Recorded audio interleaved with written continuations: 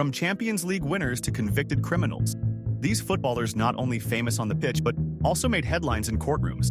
Some were falsely accused. Others crossed lines you can't come back from. This story is about downfall, justice, and the thin line between fame and infamy. These are football players who have been to prison. Dani Alves. Dani Alves won 43 trophies with Barcelona and the most decorated player in history. Then, in 2023, he got convicted of sexual assault in a Barcelona nightclub. 4.5-year sentence. The man who pocketed Ronaldo for a decade couldn't escape a 15-square-meter cell.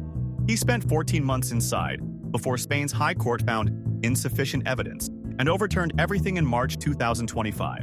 His wife left him. Barcelona erased his legacy. Nike dropped him faster than a misplaced back pass. From lifting Champions League trophies to lifting prison lunch trays, the fall took 58 seconds in a nightclub bathroom. The recovery might take forever. Robinho. Robinho could make defenders look stupid with a stepover. Now he's serving 9 years for gang rape. The incident happened in 2013 at an Italian nightclub. Italy convicted him in 2017. But Robinho was in Brazil, and Brazil doesn't extradite its citizens. So Italy asked Brazil to make him serve the sentence there. After years of legal ping-pong, Brazil said yes in March 2024. The man who scored 28 goals for Brazil now scores nothing but regret. He's been locked up since March 21, 2024, knowing prison was coming. The Brazilian Supreme Court confirmed it. 9 years. No stepovers can dodge that. Ronaldinho. Ronaldinho got arrested for the dumbest possible reason: fake passports. In Paraguay, him and his brother tried entering with documents claiming they were Paraguayan citizens. They weren't. He spent 32 days in Asunción prison, where he did what Ronaldinho does. He played football, won the prison futsal tournament 11-2 obviously, scored 5 goals and assisted 6 because even in jail he's Ronaldinho, won a 16-kilo pig as the prize. Inmates got selfies, guards got autographs. He turned a maximum security prison into the Bernabeu. Got released after paying $1.6 million bail. The judge said he was just stupid, not criminal. Only Ronaldinho could make prison look fun. Bruno Fernandes de Souza, not the Manchester United one.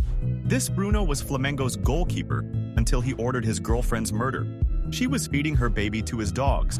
22-year sentence. The details are horrifying.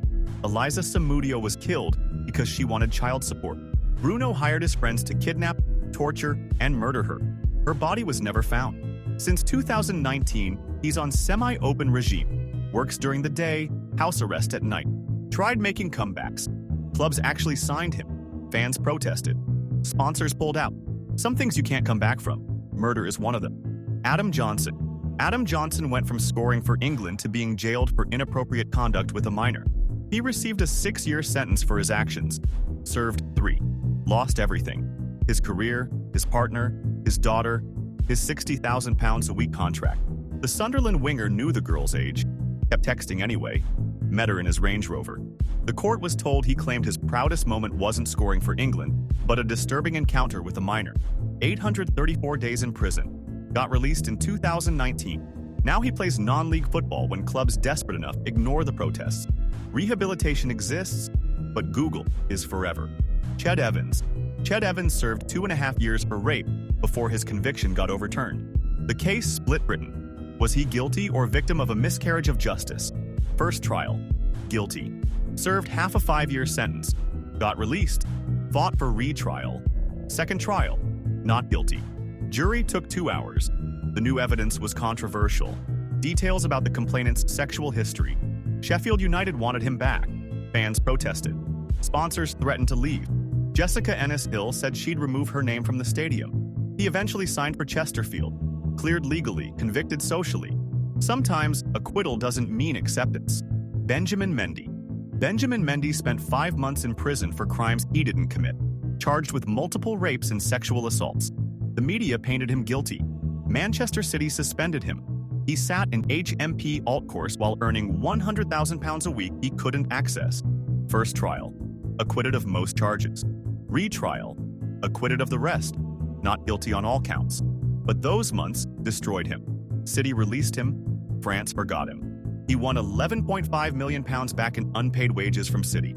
Signed for Lorient, far from the Premier League spotlight that burned him. Innocent until proven guilty, unless you're famous. Then you're guilty until proven innocent twice. George Best. George Best spent Christmas 1984 in Fort Open Prison, 8 weeks for drunk driving and assaulting a police officer. This was peak alcoholic Best, not genius footballer Best. He'd retired, relapsed, and spiraled. Prison was almost a relief. No bars to visit, just bars to live behind. He spent time reading, writing, and probably thinking about what could have been if vodka wasn't his favorite teammate. Got released early for good behavior. Went straight back to drinking. Prison couldn't cure what football couldn't fix. Talent made him famous. Alcohol made him infamous. Prison just made him another statistic. Joey Barton. Joey Barton did 74 days for beating up people in Liverpool city center. Standard Joey Barton behavior. The Ousmane Dabo training ground assault. The Sergio Aguero knee-high tackle. The 12-match ban for betting. Prison was inevitable. Most recently got 12 weeks suspended for kicking his wife in the head. Read philosophy books in jail. Came out quoting Nietzsche on Twitter. Played for QPR, Marseille, Burnley. Kept getting in trouble. The man collected red cards like Pokemon cards. 94 career bookings. Prison taught him to read. It didn't teach him to shut up. Lee Hughes. Lee Hughes killed a man. Drunk driving. Hit a Mercedes at 70 miles per hour. Douglas Graham died. His wife survived to watch him die. Hughes fled the scene, sobered up, turned himself in next day. 6 years for causing death by dangerous driving. Served 3. Got released and immediately signed for Oldham. Scored on his return. Some fans cheered. Others asked how you celebrate a killer scoring. He played another decade. 200 more goals. But every goal had an asterisk. Every celebration had a shadow. Douglas Graham was 56. Hughes was 28. One got a second chance. One didn't get a second breath. René Higuita. René Higuita went to prison for being too nice to Pablo Escobar. The Scorpion Kick goalkeeper got involved in a kidnapping negotiation. Not as a criminal, but as a mediator. But in the 1990s in Colombia, knowing drug lords was a crime. 7 months in prison where inmates probably asked him to recreate that save against England. He lost his spot in the national team. Missed the 1994 World Cup. When cocaine runs your country, even goalkeepers get caught in the crossfire. Higuita's crime was trying to free a kidnapped girl. His punishment was missing the biggest tournament of his life. Quincy Promes. Quincy Promes speedrun destroying his life. First, he stabbed his cousin at a family party. 18-month sentence. Then, while waiting for that appeal, he got caught smuggling 1,360 kilos of cocaine. 6 more years. The Ajax winger went from Champions League to drug lord real quick. Dutch authorities wanted him badly. Got him in Dubai, June 2025, extradited him back. Now he's in Dutch prison serving 7.5 years total. Appeal hearings in 2026. Some players transfer clubs. Promes transferred from Russia to Dubai to a Dutch prison cell to avoid justice. Didn't work.